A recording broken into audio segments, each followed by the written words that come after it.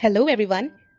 Today we will discuss about Hearts and Hands written by O. Henry. ये story शुरू होती है Denver railway station से, जहाँ पर B&M एक्सप्रेस ट्रेन आके रुकती है और उस ट्रेन में बहुत ढेर सारे पैसेंजर जाते हैं, बैठते हैं और वहाँ पे एक ब्यूटीफुल लेडी होती है जिसका नाम होता है मिस फेयरचाइल्ड। और मिस फेयरचाइल्ड उस ट्रेन में बैठती हैं। जहाँ पे मिस फेयरचाइल्ड बैठती हैं वहीं पे उनके जस्ट सामने, सीट के सामने दो इंसान आते हैं। एक का नाम होता है मिस्टर ईस्टन और दूसरे इंसान का नाम मेंशन नहीं किया है। तो वो दो इंसान आते हैं और मिस फेयरचाइल्ड के जस्ट सीट के सामने बैठ जाते हैं। अब वो इन दोनों इंसान के हाथ में हथकड़ी लगी रहती है। अब मिस फेयरचाइल्ड खिड़की के बाहर देखती है, ट्रेन में जो विंडो होती है उसके बाहर देखती है और जो मिस फेयरचाइल्ड के सामने जो दो इंसान आके बैठे हैं उनकी ओर ज़्यादा गौर नहीं करती हैं और उनको ज़्यादा पसंद नहीं है किसी अननोन पर्सन के साथ बात करने का। पर जब मिस्टर फेयरचाइल्ड सामने देखती हैं तो वो थोड़ा सा स्माइल करने लगती हैं, क्योंकि जो सामने दो इंसान बैठे हुए होते हैं उनमें से जो एक इंसान होता है जिसका नाम होता है मिस्टर ईस्टन को वो जानती थी और वो स्माइल करने लगती है और मिस फेयरचाइल्ड मिस्टर ईस्टन से बोलती हैं कि मैं तुमको जानती हूँ और हम लोग फ्रेंड हुआ करते थे, तुम क्या बचपन के दोस्त को भूल गए हो।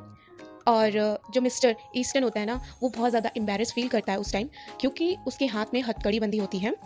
तो वो ज़्यादा उससे बात करना पसंद नहीं करता और उसको इग्नोर करने की कोशिश करता है। मिस्टर ईस्टन उससे बात करने की कोशिश नहीं करता और वो चाहता है कि मैं इससे बात ना करूं और ये भी मेरे से बात ना करे।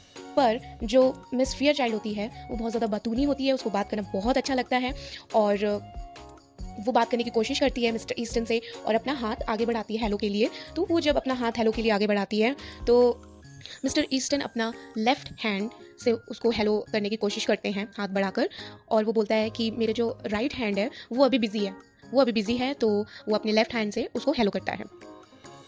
मिस्टर ईस्टन बहुत ज़्यादा एम्बैरेस फील करता है, घबराया हुआ होता है। और जब मिस फेयरचाइल्ड जब देखती है कि इसके हाथ में तो हथकड़ी बंधी हुई है तो वो बहुत ज़्यादा, उसके एक्सप्रेशन चेंज हो जाते हैं, वो बहुत ज़्यादा घबरा जाती है। वो सोचती है कि ये इसके हाथ में ये हथकड़ी बंधी हुई है, कहीं ये क्रिमिनल तो नहीं है, इसने क्राइम तो नहीं किया है जो इसको मतलब हाथ में हथकड़ी बंधी हुई है और इसको लेके जा रहे हों जेल में। फिर क्या होता है, जो मिस्टर ईस्टन के साथ दूसरा इंसान के हाथ में जो हथकड़ी बंधी होती है वो ये सब बातें गौर करता है और वो देखता है कि मिस्टर ईस्टन जो है ना बहुत ज़्यादा एम्बैरेस फील कर रहे हैं। और ये भी गौर करते हैं कि ये जो लेडी बैठी हुई है, पहले तो इनका बिहेवियर कुछ अलग था, अब एकदम से इनका बिहेवियर चेंज हो गया है।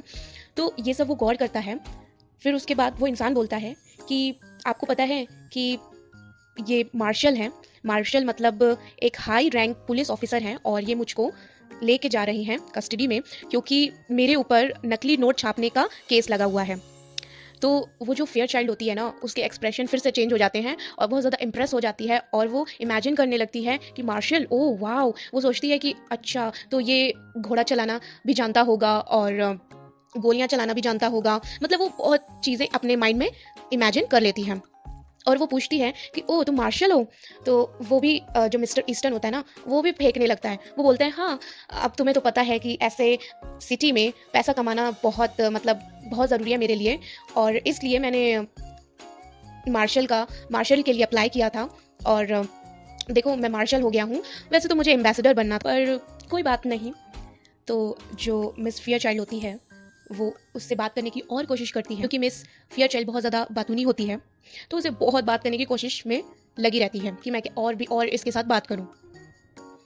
मिस्टर ईस्टन जो होता है ना, वो बहुत अपने बारे में फेंकने लगता है कि मैं ये हूँ, मैं वो हूँ, मैं ये करता हूँ, मैं वो करता हूँ। मिस्टर ईस्टन के बगल में जो इंसान बैठा होता है जिसके हाथ में भी हथकड़ी होती है, उसके हाथ में लेफ्ट हैंड में हथकड़ी होती है और मिस्टर ईस्टन के हाथ में राइट हैंड में हथकड़ी बंधी होती है। तो वो इंसान सोचता है कि पहले तो इसके होश उड़े थे और जब से मैंने बताया है कि मार्शल है, इसके तो आओ भाव ही चेंज हो गए हैं। फिर उसके बाद क्या होता है, वो इंसान बोलता है थोड़ा बाहर चलते हैं, क्योंकि मैंने इतनी देर से ड्रिंक नहीं करी है और मैंने स्मोक भी नहीं किया है, तो मुझे स्मोक करना है, मुझे बाहर जाना है और मुझे स्मोक करना है।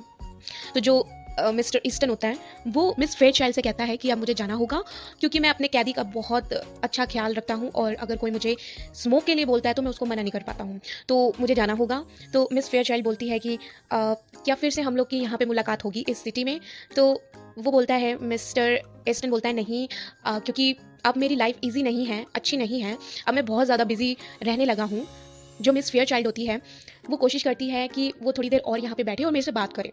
वो उसको अलाउ नहीं करती कि वो यहाँ से उठ के जाए, पर मिस्टर ईस्टन को वहाँ से जाना होता है और वो दो इंसान वहाँ से निकल जाते हैं।